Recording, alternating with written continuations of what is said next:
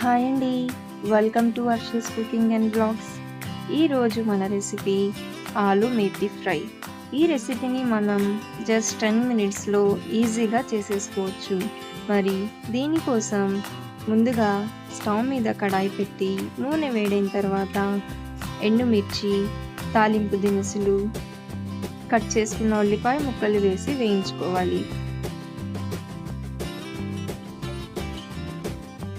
ఇలా ఉల్లిపాయలు కొంచెం వేగిన తర్వాత దీనిలో దంచుకున్న వెల్లుల్లి రబ్బలు వేసుకొని వేయించుకోవాలి.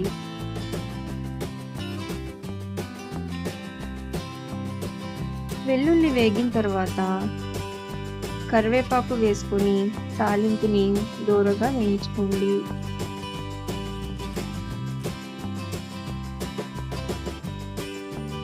ఇప్పుడు దీనిలో మెంతికూర వేసుకొని ఫ్రై చేసుకోవాలి. మెంతికూర ఫ్రై చేసుకోవడం వల్ల దీంట్లో ఉన్న చేదు పోతుంది. నేను ముందుగానే బంగాళదుంపల్లో పసుపు ఇంకా ఉప్పు వేసుకొని ఉడికించుకున్నాను కాబట్టి ఇప్పుడు దీనిలో చిటికెడు పసుపు, మెంతికూరలో సరిపడా ఉప్పు వేసుకొని ఫ్రై చేసుకోవాలి.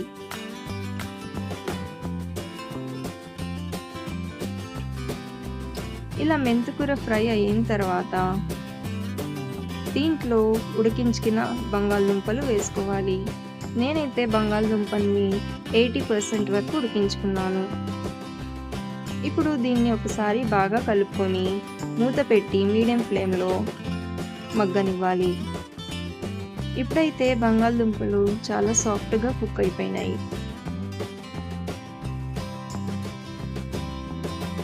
ఇలా ఒకసారి కలిపిన తర్వాత దీనిలో 2 టేబుల్ స్పూన్ల కారం వేసుకొని ఒకసారి బాగా కలిపి మళ్ళీ మూత పెట్టుకొని మీడియం ఫ్లేమ్లో ఒక 5 నిమిషాలు మగ్గనివ్వండి.